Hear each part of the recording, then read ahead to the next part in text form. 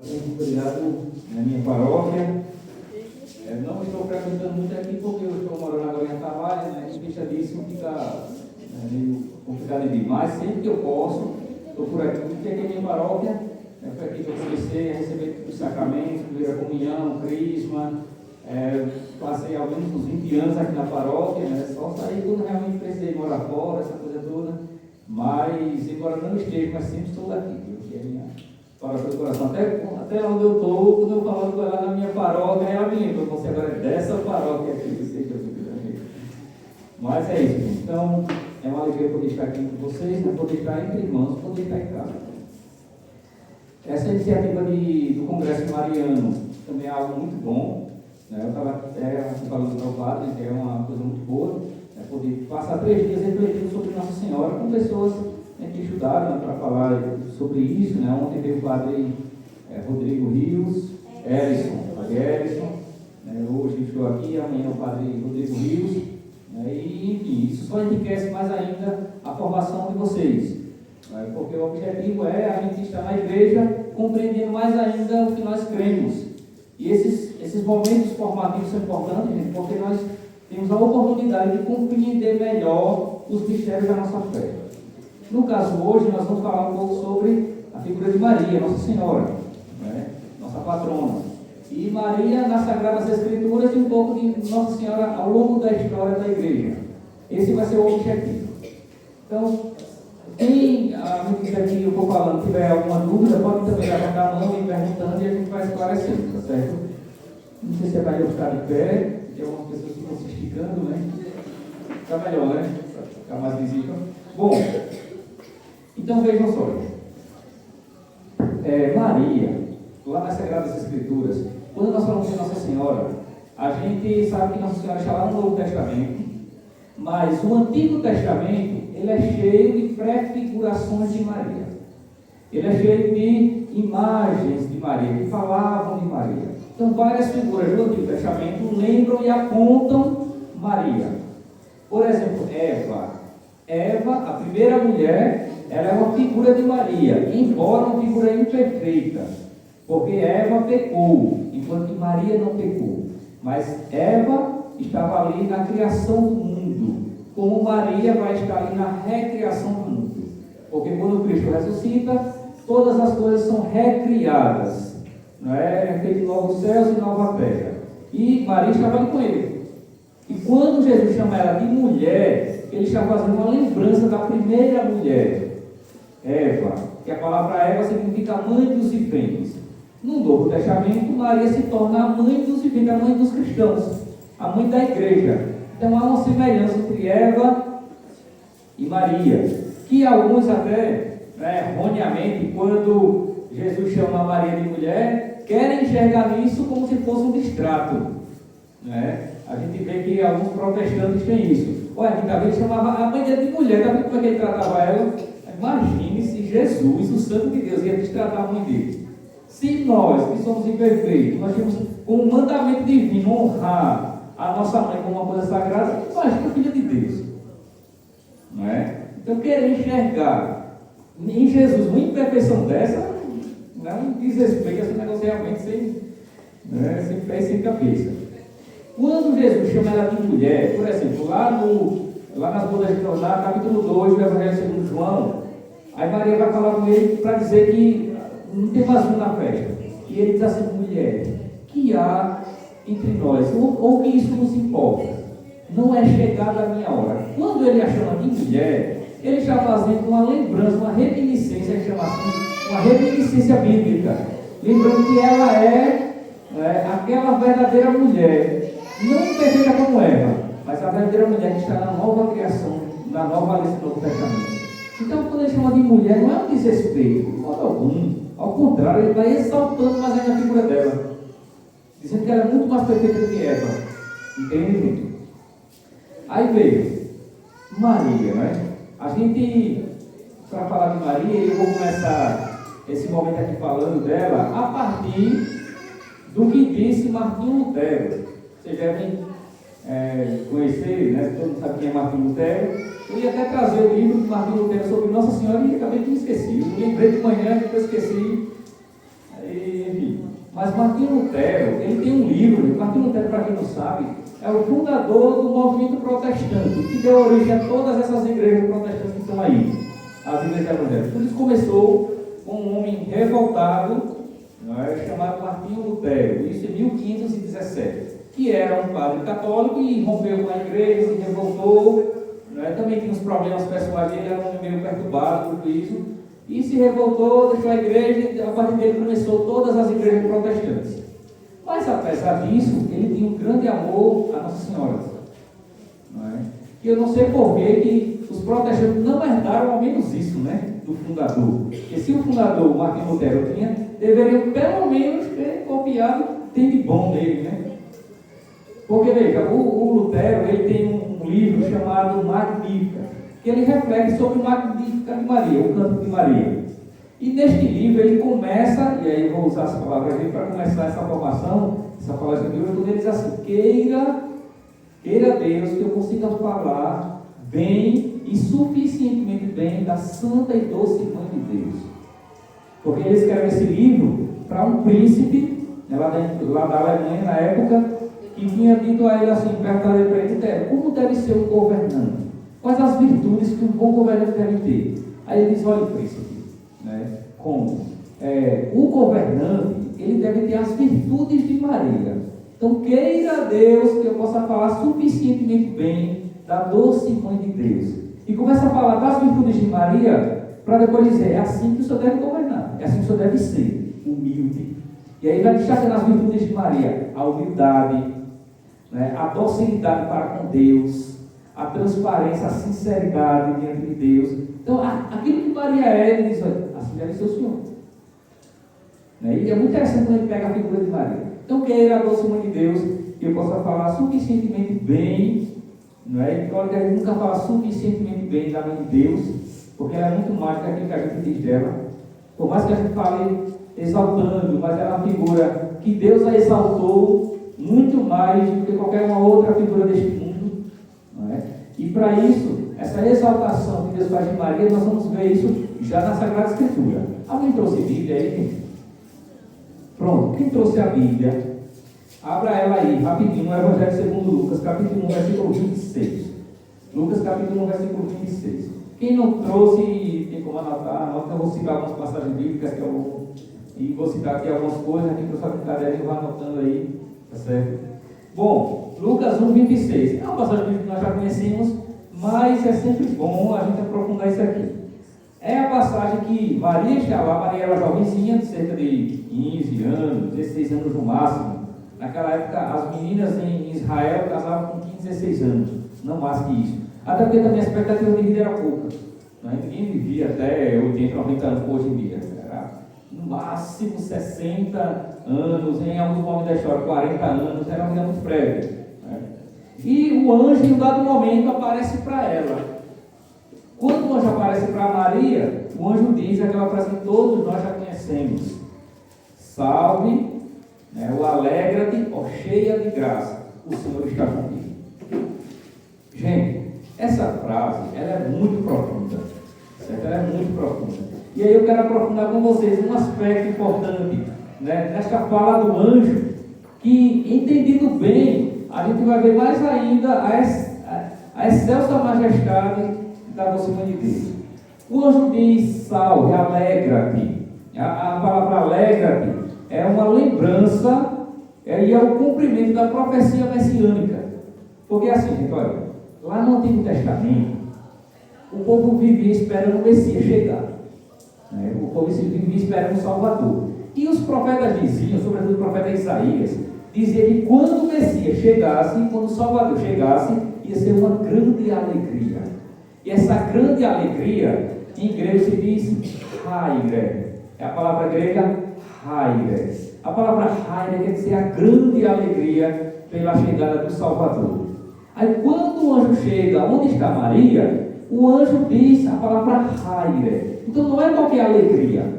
Primeira coisa, não é uma alegria sentimental, não é uma alegria emocional, não é uma alegria passageira. Não é disso que o anjo está falando. O anjo está falando que Maria, ela agora pode se alegrar, mas com aquela alegria que os profetas tinham dito. Alegria porque o Salvador chegou. Compreende? E aí o anjo diz, Haire. Haire quer dizer o que mesmo, gente? A alegria messiânica. Tá? Eu vou falar aqui algumas palavrinhas em grego, e aí vocês aprendem, e amanhã você vai perguntar, vocês já vão saber dizer, viu? Olha, o anjo diz, Haire, né? Alegra, Maria. Mas não é uma alegria sentimental, é uma alegria messiânica, uma alegria profética. É a alegria salvífica, porque o Salvador chega ao nosso meio. E aí depois o anjo diz, alegra-te, ó cheia de graça.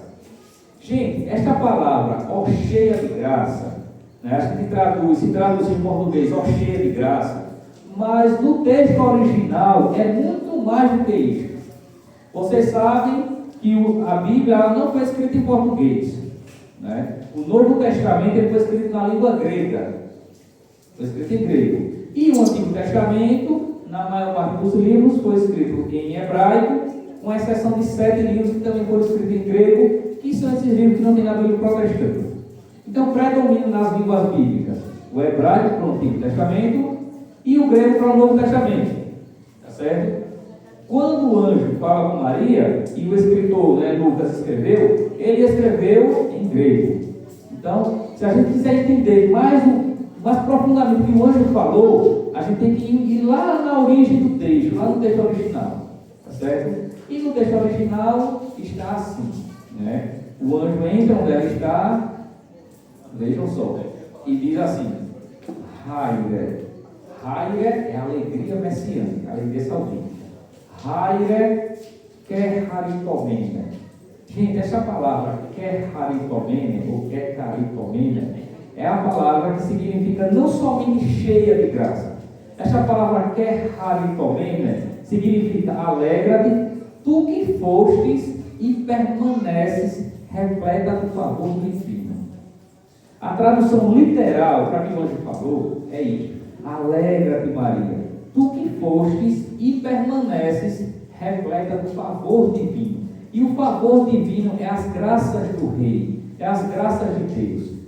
E quando o anjo diz, alegra-te, tu que foste e permaneces repleta do favor divino, isso aqui tem uma reminiscência, tem uma ligação com a Esther, com a rainha Esther, lá no livro de Esther. E quem nunca leu esse livro de Esther, leia, é um livro maravilhoso. É um livro curtinho, lá do Antigo Testamento, eu já deixo como dever de casa para vocês. Leiam o livro de Esther, é um livro muito bom. A história da rainha Esther. Porque a rainha Esther é uma prefiguração de Maria. E lá a rainha Esther, ela, em dado momento, ela era judia, né, de casa com um rei que não era judeu. Isso era um risco de vida muito grande. E o povo de Deus estava para ser morto, porque tinha alguém lá na corte que odiava o povo de Deus, odiava os judeus.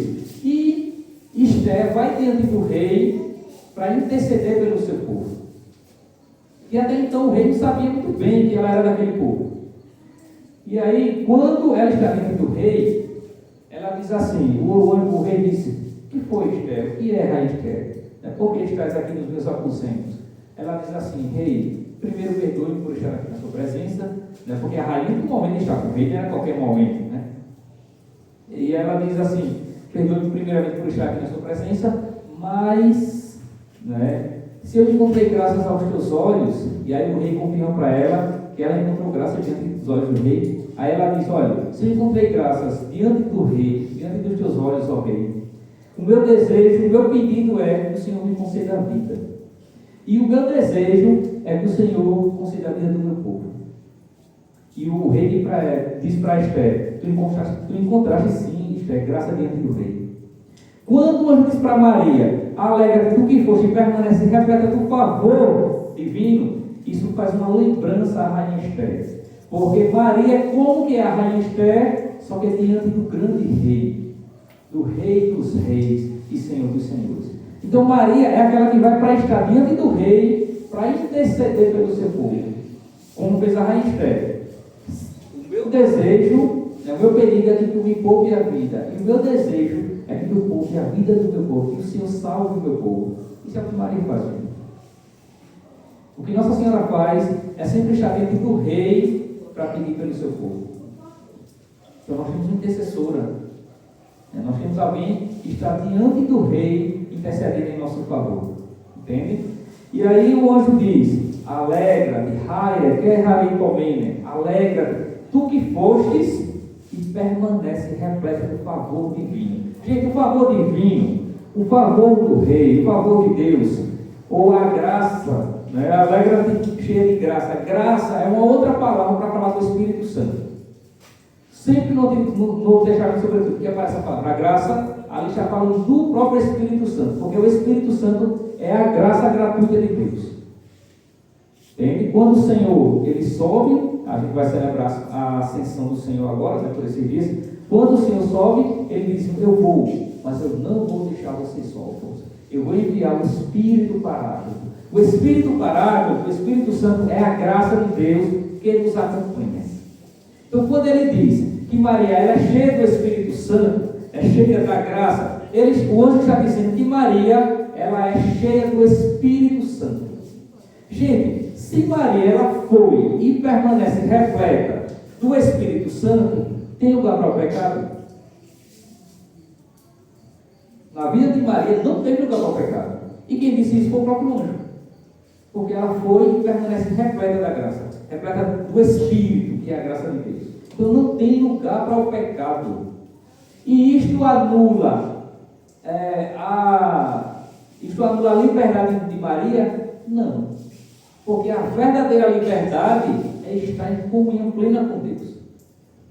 Maria, gente, ela era verdadeiramente livre porque ela estava sempre em plena comunhão com Deus, fazendo a vontade de Deus. E cumprir e fazer a vontade de Deus, isto é a verdadeira liberdade. Porque quanto mais o ser humano, quanto mais nós fizermos a vontade de Deus, mais nós seremos livres. Quanto mais nós fizermos a nossa própria vontade, mais escravos nós próprios nós seremos. Compreende? Então, alegra-te, Maria, Maria que raricomene, né? Alegra-te, porque o Senhor ele está contigo. Isso, inclusive, é a primeira parte da oração da Ave Maria. Olha, quem foi que compôs a oração da Ave Maria? Gente, a oração da Ave Maria, a primeira parte dela está na própria Bíblia. A primeira parte, o primeiro verso da Ave Maria, que diz Ave, Ave quer dizer alegra-te também. Ave cheia de graça, o Senhor está contigo, o Senhor é convosco. Quem disse isso foi o próprio anjo. A segunda parte, né, desta primeira parte, quem disse foi Isabel. Assim vocês depois olharem lá no versículo 42, capítulo 1, versículo 42 do Evangelho segundo Lucas, lá Isabel, quando recebe a visita de Maria, ela diz assim: olha só, de onde me vem a honra de vir me visitar a mãe do meu Senhor? Isso aqui tem um detalhe também bem importante, viu, gente? Isabel, ela poderia ter dito: de onde me vem a honra do meu Senhor vir me visitar? Não era não. Ela poderia centralizar em Cristo, porque a grande honra era de fato o Cristo que estava chegando, o Rei dos Reis. Então por que Isabel não disse, né, de onde me vem a honra do meu Senhor me vir me visitar? Ao invés, ela diz: de onde me vem a honra da mãe do meu Senhor vir cá me visitar? É porque, gente, por um motivo muito simples. Quem recebe Maria, recebe Jesus. Então, se é uma honra para ela receber a mãe do seu Senhor, junto com Maria, vem o seu Senhor. Então não tem risco nenhum da gente invocar Maria, receber Maria em nossa casa, porque ela traz consigo o seu Filho Jesus. Compreendem? Então quando ele diz, o anjo diz lá, né? Raia, que raritomene, alegra, tu que fostes e permaneces repleta do favor divino. Porque o favor divino, que é o Espírito Santo, que está sempre com Maria, ele é comunicado àqueles que também recebem Maria. Entende, gente? Então veja, Maria ela é plena, ela é cheia do Espírito Santo. Em latim, né, se traduz esse cheio de graça por plena da graça. Né? Ave gracia plena, Dominus tecum, alegra-te, né? Plena da graça. Em português a gente diz cheia, mas é muito mais do que cheia, ela é plena. Foi e permanece plena do favor e da graça divina. Entende? Só que, veja só, Maria, gente, ela não conheceu o pecado, porque ela foi sempre cheia do Espírito Santo. Ela não conheceu o pecado. E é por isso que nós dizemos, a gente vai ver daqui a pouco, né, a história do jovem de modo bem esquematizado, que ela foi preservada do pecado. Maria não conheceu, ela foi preservada do pecado original. E como é que nós sabemos que Maria foi preservada do pecado original? Primeiramente, porque o próprio anjo disse para ela: tu fostes e permaneces repleta do favor. O favor é a graça, é o Espírito eterno. Raia, quer haricomina. Ela foi preservada. E também vai dizer São Luís Grignon Maria de Montfort que não convinha, isso é muito lógico realmente pensar isso, não convinha que o Santo de Deus, que Jesus, né, a segunda pessoa da Trindade, o Santo de Deus entrasse neste mundo por uma porta maculada pelo pecado. Porque o pecado é transmitido por geração. Se Jesus nascesse de uma mulher pecadora, ele já nasceria com o pecado. Porque nós nascemos no pecado porque é uma herança que nós recebemos desde os primeiros pais.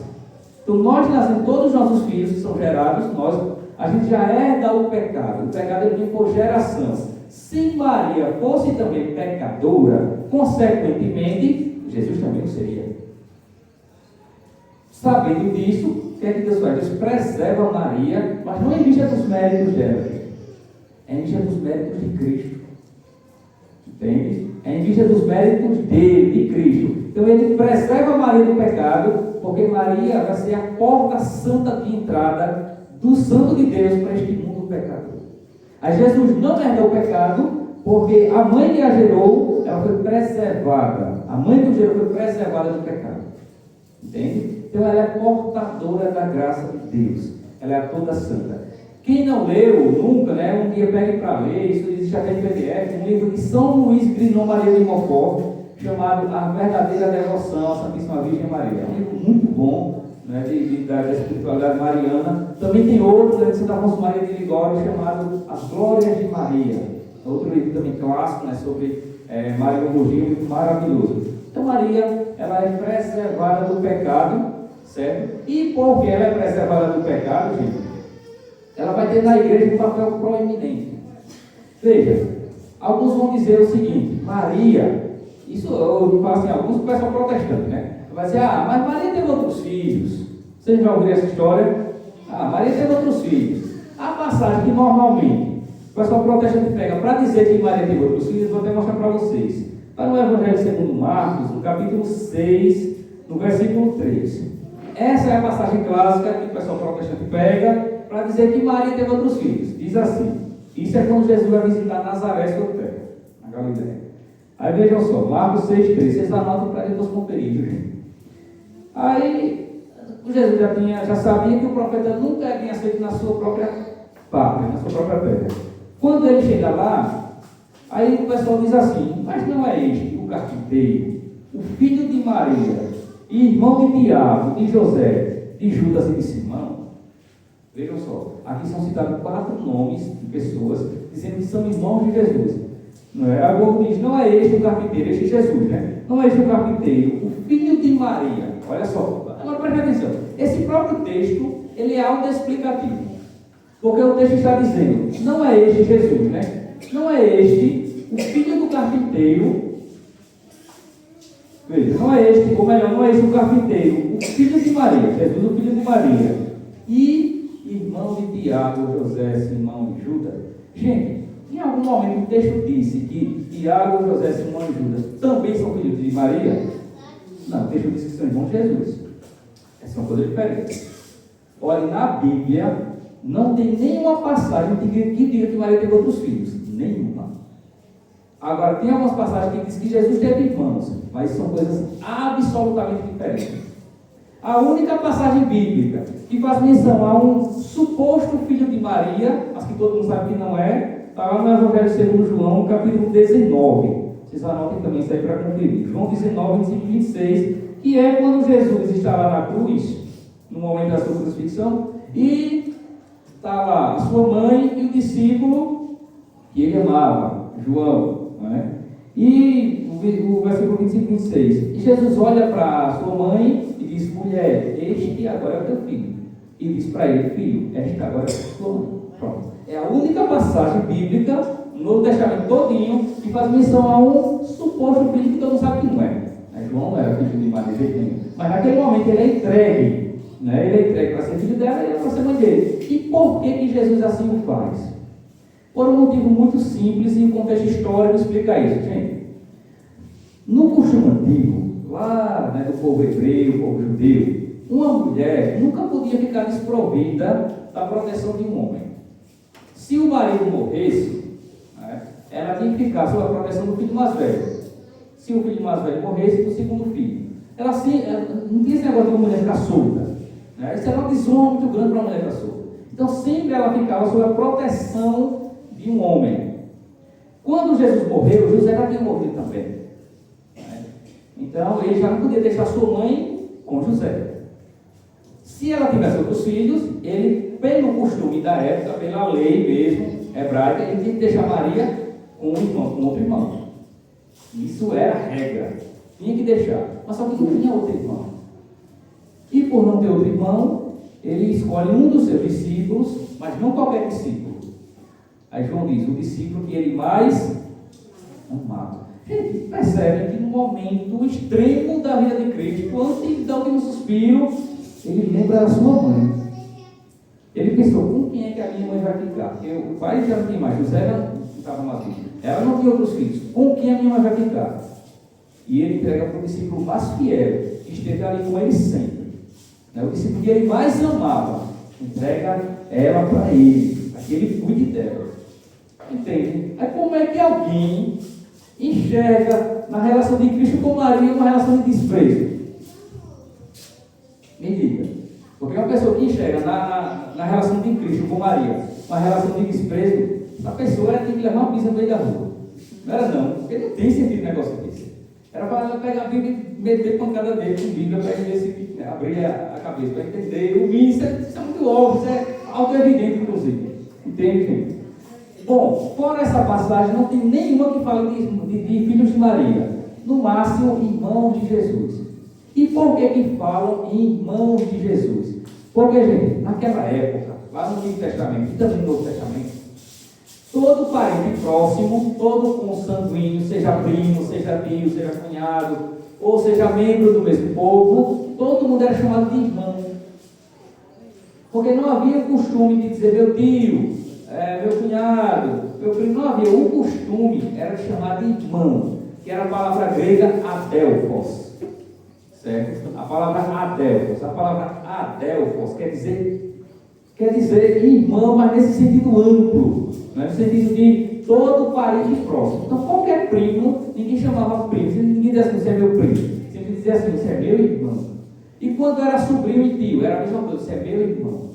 Isso era o costume da época. Então, quando se menciona os irmãos de Jesus, o próprio Evangelho de Marcos, ele fala, né, que, tipo, aí menciona quatro. Tiago e José era filho de uma outra mulher chamada Maria de Cleófas. O nome do marido dela era Cleófas.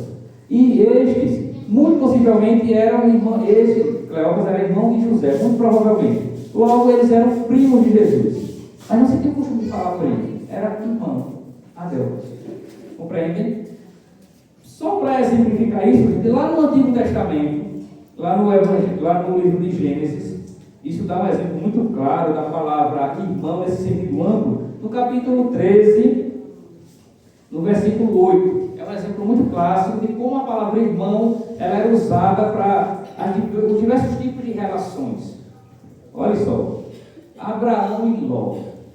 É o caso de Abraão e Ló. Ló, ele era sobrinho de Abraão, era filho de Arã, né? Era sobrinho de Abraão. Só que não tinha esse costume de se falar, eu sou seu sobrinho, você é meu tio. Não, você é meu irmão, porque você é meu parente próximo. Aí veja só, em Gênesis capítulo 13, versículo 8, aí Abraão diz assim a Ló, Abraão disse a Ló, peço que entre nós, entre os nossos pastores, que não haja conflitos, porque nós somos irmãos. Compreendem? Isso está cheio de exemplos de uso da palavra irmão, mesmo sabendo que não é filho da mesma mãe. No Novo Testamento, a comunidade cristã sempre se tratou como irmãos. Até hoje é assim. Nós chamamos, oi irmão, tudo bem? Bom dia. A irmã Giselda, tudo bem? Bom dia. Isso é o sentido amplo da palavra irmão. Compreende, gente? Então veja, biblicamente, Maria, ela tem uma relevância muito grande. Ela foi plena da graça. E muito infeliz aquele que não reconhece a plenitude de Maria. Porque ainda assim ela é mãe do miserento. Ela é mãe de todos, né? Daqueles que a amam, daqueles que não a amam. Ela é mãe de todos. Aí vejam só, gente. Então, isso biblicamente. Agora, ao longo da história da igreja, né, nós vamos também ter muitas formulações doutrinárias acerca de Maria. Vocês sabem que a igreja, né, ela tem a sua parte dogmática. Os dogmas são as verdades de fé. Nós chamamos isso de dogma, certo? São as verdades que a igreja define, que todo católico tem que crer, porque aquilo é uma verdade revelada. Isso são os dogmas, tá certo? Sobre Maria, nós temos 4 dogmas. E aí, quem está anotando, quem é um caderninho aí, anota. São 4 os dogmas marianos, ou seja, as verdades irrefutáveis da fé, porque foi divinamente revelada. Não isso é dogma. São 4 os dogmas. O primeiro dogma é o da maternidade divina. Primeiro dogma mariano, a maternidade divina. Maria é mãe de Deus, tá certo? Maria é mãe de Deus. O segundo dogma é o da virgindade perpétua. Maria, ela foi sempre virgem, antes, durante e depois do parto. Da virgindade perpétua, tá certo? O terceiro dogma é o da imaculada conceição de Maria. Ou seja, ela foi concebida sem a mancha do pecado, porque Deus a preservou desde sempre, para ser a porta santa de entrada para o Filho de Jesus. É o terceiro dogma, a imaculada conceição de Maria. E o quarto dogma e último é o da assunção de Maria. Maria, quando morreu, o seu corpo não foi corrompido. Não foi corrompido. Quando ela chega ao fim de sua vida terrena, o próprio Deus a eleva em corpo e alma. Tanto que até hoje nunca ninguém achou o corpo de Nossa Senhora. Como também não acharam de Cristo. Não é? E isso não é estranho de acontecer, porque com Cristo também aconteceu assim. Lá no capítulo 15 da primeira carta de São Paulo aos Coríntios, Paulo diz, olha, Cristo ressuscitou como primícias dos que adormeceram. E depois dele, todos aqueles que pertencem a Cristo também ressuscitarão. E Maria, na ordem, Cristo é o primeiro, e depois todos aqueles que pertencem. Em seguida vai sua mãe. Ela foi glorificada, ressuscitada, já na sua alma e também no seu corpo. Que é o que acontecerá conosco. Veja, quando nós morrermos, o nosso corpo ele vai se decompor. Mas como nós somos corpo e alma, como nós somos uma unidade substancial de corpo e alma, na ressurreição do último dia, embora já estejamos com Deus, Deus, pelo seu poder, ressuscitará, reconstituirá o nosso corpo.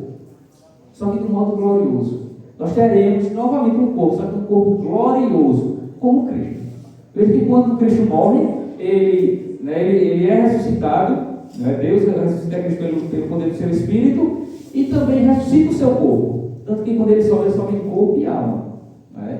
E veja que o corpo de Cristo ele é ressuscitado mais de modo glorioso, não mais nesta matéria corrompível, não mais nesta matéria corruptível, mas agora em uma matéria incorruptível. Compreendem, gente? Obrigado. Então vejam. O que acontece com Cristo também acontece com Maria, mas não é vista dos méritos dela, mas é vista dos méritos de Cristo. Ela também é salva já no seu corpo e também na sua alma. Então, esses são os 4 dogmas marianos. Então, vamos ver um pouquinho de história da igreja, tá certo? Um pouquinho de história da igreja. Veja, o primeiro dogma, ele é decretado pela igreja no ano 431, certo? E só para recordar, qual é mesmo o primeiro dogma? Perfeito. Primeiro dogma é a maternidade divina. Maria é mãe de Deus. Gente, por que Maria é mãe de Deus? Porque Jesus é Deus. É só por isso. Ela é mãe de Deus porque Jesus é Deus. Porque quando foi definido esse dogma, o foco mesmo, o centro não era ela. O centro da discussão, debate na época, porque havia uma heresia chamada de nestorianismo. Esta heresia chamada nestorianismo, que veio de um herege chamado Nestório, ele dizia que não era possível essa união perfeita entre a divindade e a humanidade de Cristo, né? que não dava para dizer que eram as duas naturezas em uma só. Ele não acreditava nessa união hipostática. Ele não acreditava que Jesus pudesse ao mesmo tempo ser homem e ao mesmo tempo ser Deus. Então ele separava as coisas. E Nestório dizia assim: Maria, ela não é mãe de Deus, Maria é mãe de Cristo. Coisa que os protestantes dizem hoje, né?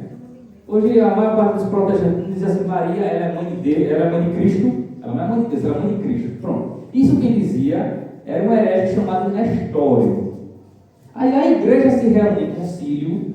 Concílio, gente, para quem não recorda, quem não sabe o que é concílio, é uma reunião que toda a igreja faz, os bispos, com o papa e tudo mais. Não, isso é concílio, tá certo? E a igreja se reúne não para discutir Maria, mas para discutir essa relação da natureza humana e divina em Cristo. Então o foco era dizer que Jesus ele é verdadeiramente homem e verdadeiramente Deus, e essas coisas não se separam na pessoa de Cristo.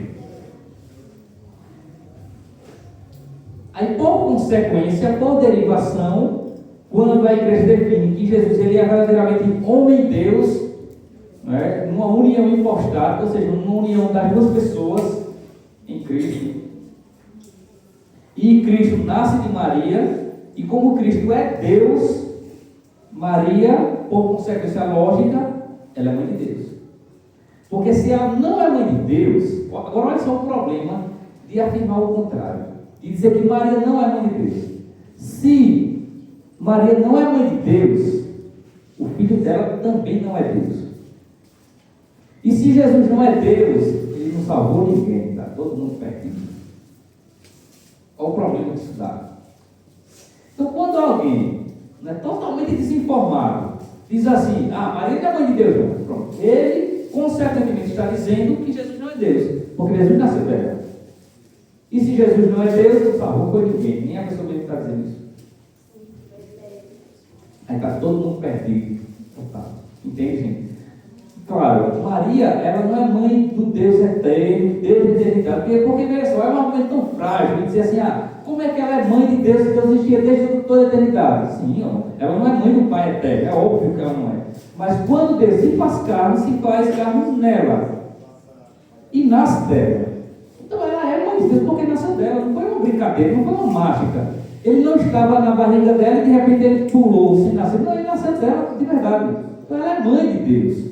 Entende? Porque ele é Deus. Então, o Nestório, que era esse herege, dizia: ela não é mãe de Deus, não é Theotokos. A palavra grega para mãe de Deus é Theotokos. Ela não é Theotokos, ela é Christotokos, é só mãe de Cristo. Aí a igreja diz: não, ela não é Christotokos, ela é Theotokos, ela é mãe de Deus.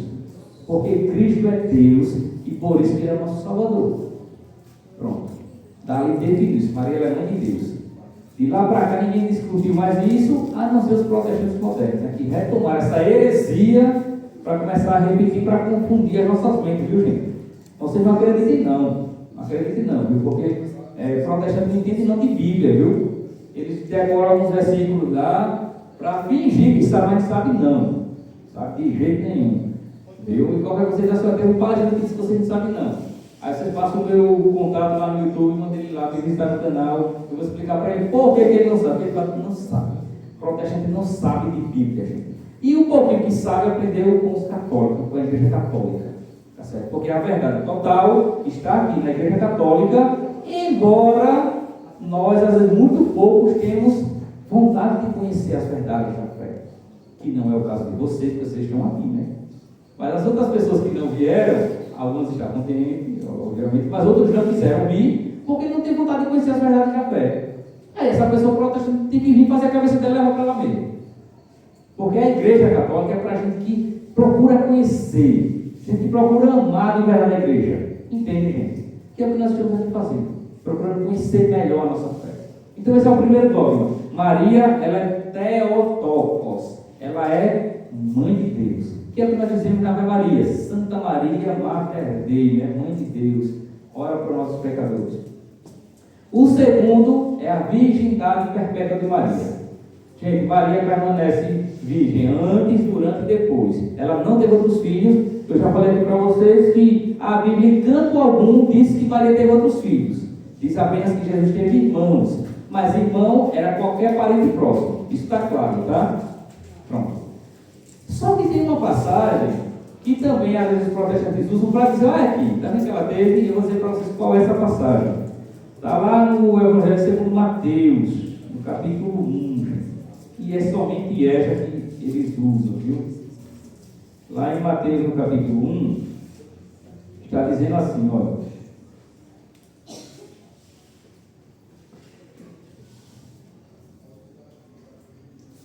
Capítulo 1, versículo 25. E José,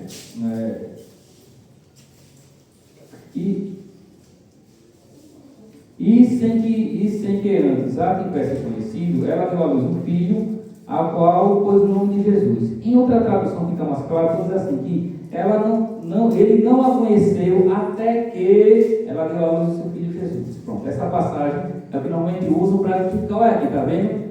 Ele não a conheceu até que ela deu à luz o seu filho.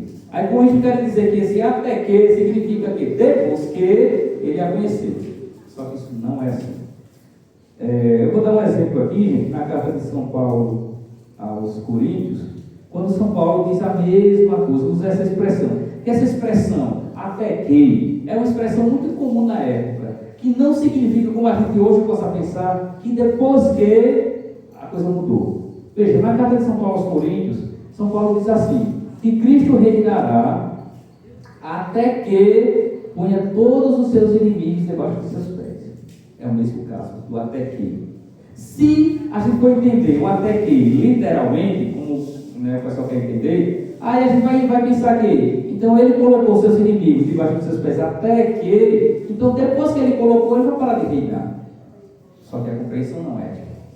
Então esse até que não quer dizer absolutamente nada do que a pessoa quer justificar com isso. Que depois que ele a conheceu, não. É o mesmo caso.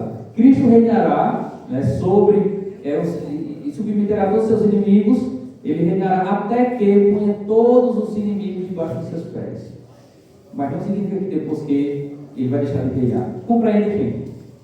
E veja, tanto as Sagradas Escrituras não dá nem um filho a Maria, apenas fala dos irmãos de Jesus. Lá no capítulo 12 do Evangelho segundo Mateus, a Jesus estava pregando e dizem assim, olha, a tua mãe e teus irmãos estão ali fora, querem falar contigo.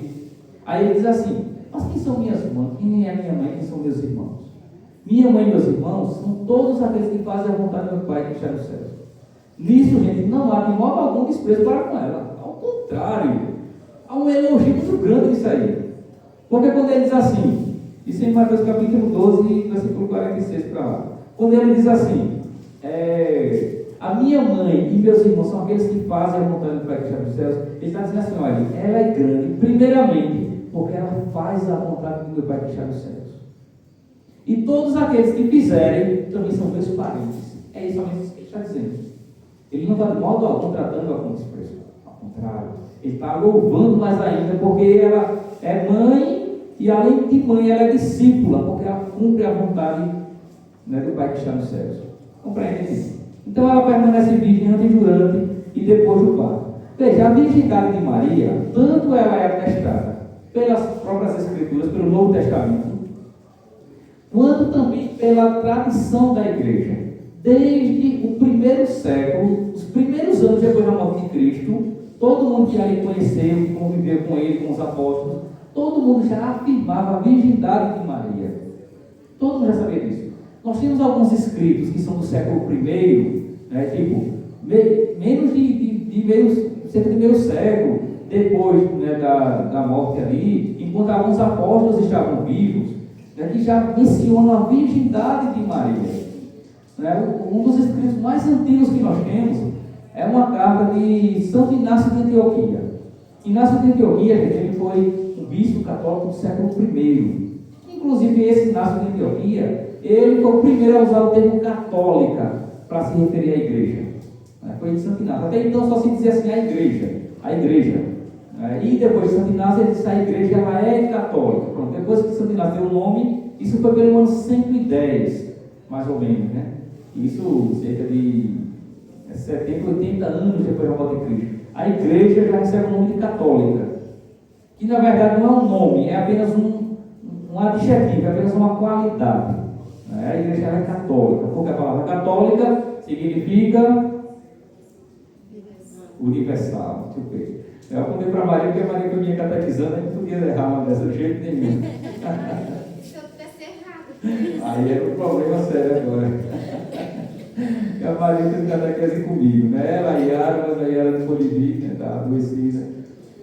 Enfim.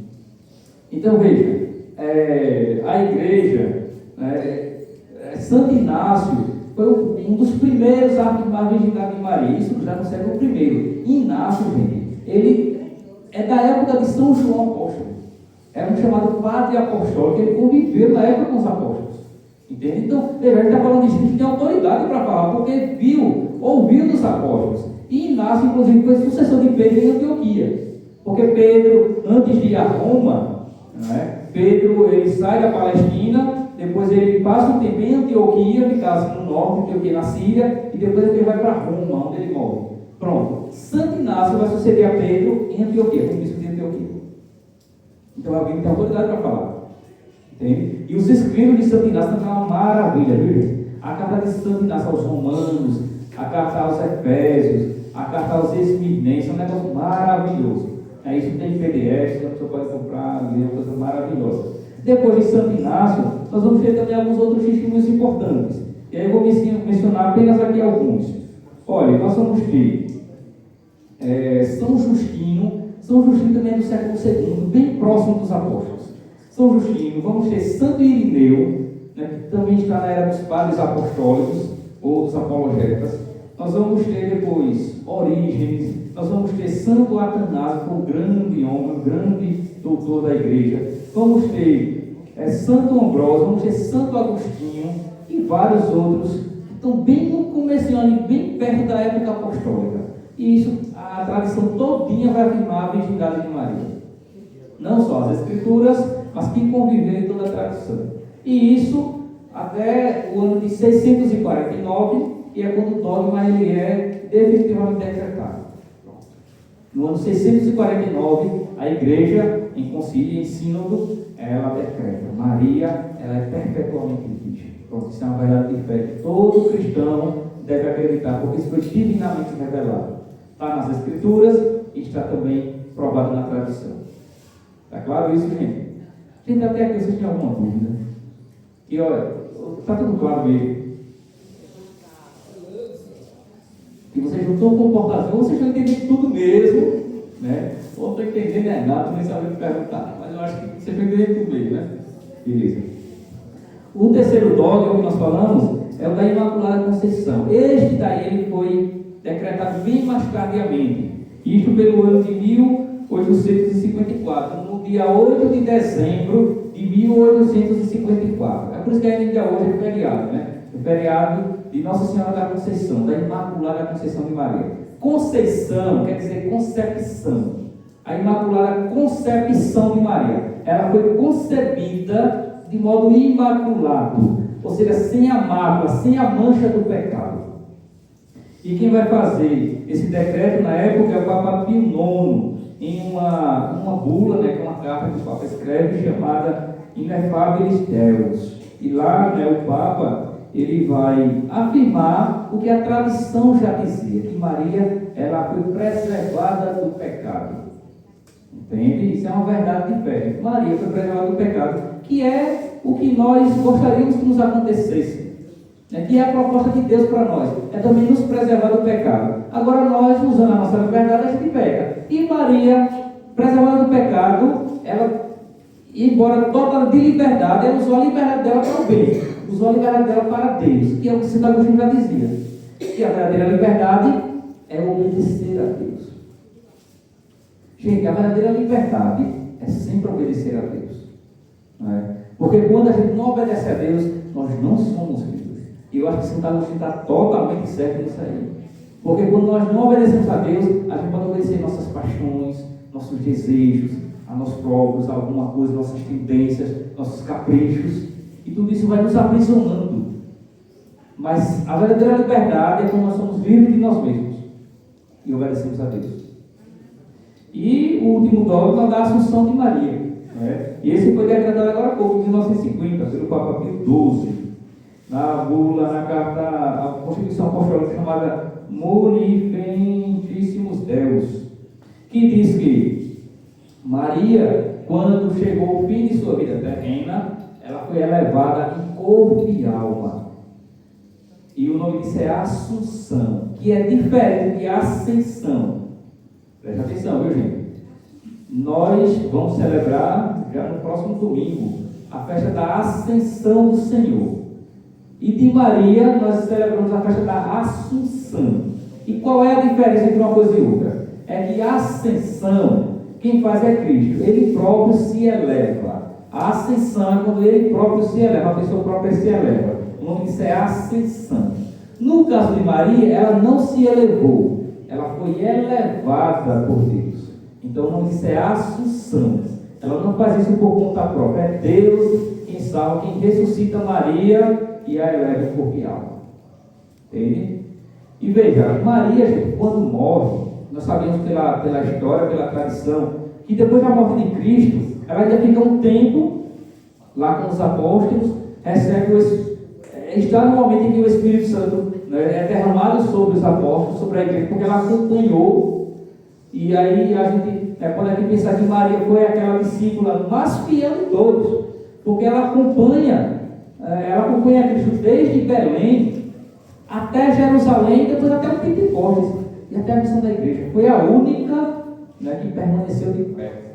É por isso que lá no Evangelho segundo João, no capítulo 19, né, João faz questão de dizer assim: estavam de pé a sua mãe, né, a irmã de sua mãe, o discípulo que levava, porque ela permaneceu de pé.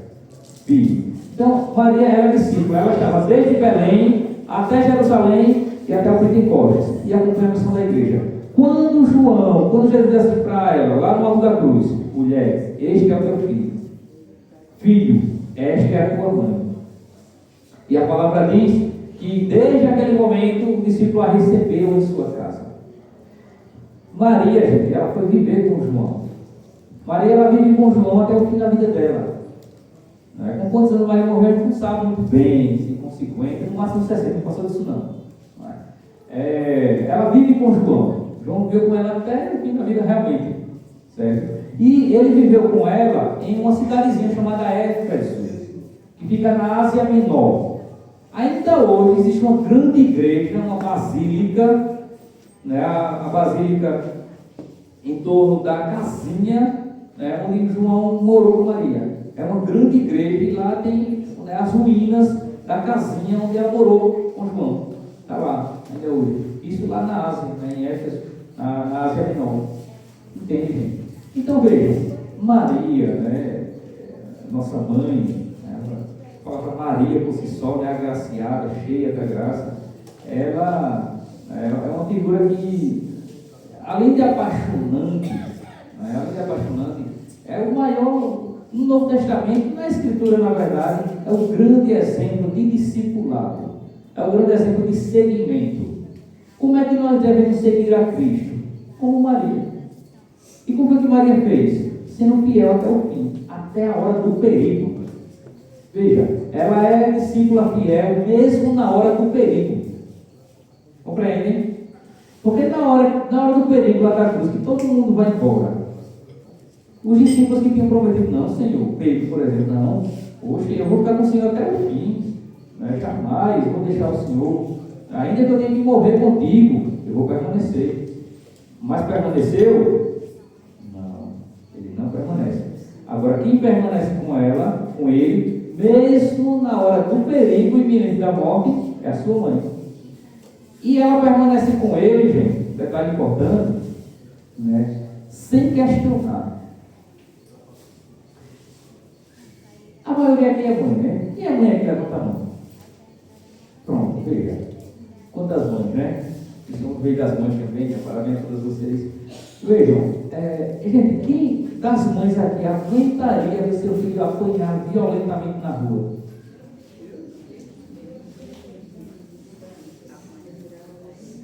As mães não eram capazes de pegar no pescoço da pessoa que estivesse batendo seu filho, não? Porque qualquer mãe aqui ia voar no pescoço igual uma onça Não é? Porque você vê qualquer mãe de qualquer espécie, não é? Quando um perigo chega perto do filhote, a mãe ela esquece. Às vezes a pessoa até vê esse vídeo circulando por aí, uma galinha, porque uma cobra ia pegar um pintinho, a galinha vai enfrentar a cobra. Imagina, quem fosse para a cobra tem, mas é o filho dela. É o filhote dela, a galinha enfrenta a cobra, o que for. Eu já vi um vídeo de uma galinha matando um gavião, que queria pegar um pintinho dela, porque é mãe, não é? Então, mãe nenhuma iria achar confortável em ver o seu filho sendo violentamente morto. E mais ainda, sabendo que o seu filho era um santo. Porque imagine, a mãe, às vezes o bicho não presta, às vezes o bicho é um cão menino, né? Mas é o filho dela. Ela não quer saber não, ela não quer que ninguém, pode ser o que for, mas é o seu filho. Você não vai querer que ninguém fale nem mal dele, porque é o seu filho. Agora imagine Maria, vendo o filho dela, o santo de Deus, aquele que Deus deu para ela cuidar, sendo violentamente morto por pessoas terríveis, por pessoas imprestáveis, intragáveis. Imagine o coração daquela mãe. Vocês aguentariam, gente, de vocês sendo violentamente morto daquele jeito? No mínimo você ia desmaiar, né? No mínimo. Mas Maria não. João disse que Maria permaneceu de pé. Veja, porque ela entendia que aquilo fazia parte da missão salvífica do seu filho. E nesse sentido, ela colabora com a salvação de Cristo. Ela coopera. Ela não intervém. Ela sofre na sua alma. Ela sofre aquilo que lá no comecinho, quando ela concebeu ele, que foi apresentado no templo, o profeta Simeão disse para ela assim: olha, Maria, o profeta Simeão pega o bebezinho, o menino Jesus, no colo e diz assim: deixa agora, Senhor, o vosso céu vir em paz, conforme tu prometeste, porque os meus olhos viram a tua salvação, que preparaste desde todas as nações. E este menino é uma luz que vai brilhar para Israel, teu povo. E depois vai olhar para mim e diz assim: olha, Maria, e uma espada de dor vai transpassar a tua alma. E naquele momento ela não entendeu muito bem aquilo. Mas o evangelista Lucas aqui na raiz diz assim: e ela guardou no seu coração e meditava naquelas palavras. Pronto, ela não sabia muito bem o que era esta espada de dor. Mas esta espada de dor que o profeta Simeão predisse era a espada de dor lá da cruz. Uma espada de dor, Maria, vai transpassar a tua alma. E transpassou. Mas aí a senhora questiona a Deus, gente. Não, ela permanece fiel. Então, Maria, gente, é um grande exemplo que nós temos de fidelidade e de discipulado. E sermos fiéis mesmo em momentos dificílimos da vida. Quando a gente perde alguém, quando está tudo errado em nossa vida, como Maria, a gente permanecer de pé, confiando no Senhor. Porque diz lá no livro dos Salmos que aqueles que confiam no Senhor são fortes, são firmes, como um monte de Sião, que nada vai poder abalar. E diz o Salmo 23 que, ainda que passemos pelo vale tenebroso, não devemos temer, porque o Senhor está conosco, com paixão e com cajado, e isso nos dá uma segurança. E diz o Salmo 23, logo no comecinho, que o Senhor, Ele é o nosso pastor, o Senhor é o meu pastor, e não me faltará. E em geral está traduzido assim: o Senhor é o meu pastor e nada me faltará. Mas uma tradução do texto hebraico mais fiel, mais original é: o Senhor é o meu pastor e não me faltará. Ele não me faltará. Mesmo que algumas coisas me faltem, mas Ele não me faltará. Porque Ele é o verdadeiro bem. Ele é o tudo, ainda que as coisas me faltem. Compreende?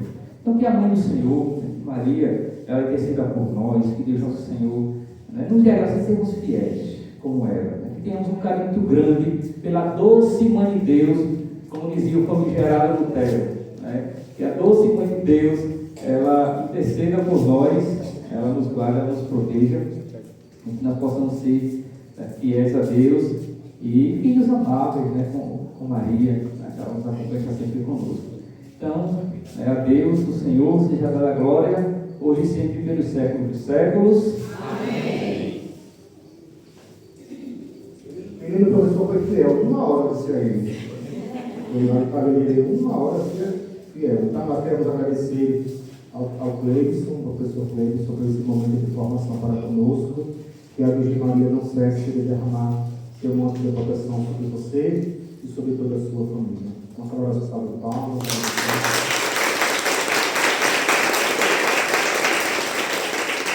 esse congresso mariano, ele foi pensado para nós celebrarmos os 10 anos de paróquia, e agora acrescenta-se a isso, dentro daquela imagem, vai fazer 50 anos que chegou aqui na paróquia. É a primeira imagem da paróquia, não deve lembrar dela, com certeza. E já rezou muitas vezes. E a dela. Então, a gente insere, dentro dessa perspectiva, a missão. Aí não é a imagem somente, mas a missão que Maria nos trouxe, de levar aos homens Cristo. Então, agradeço a presença de todos.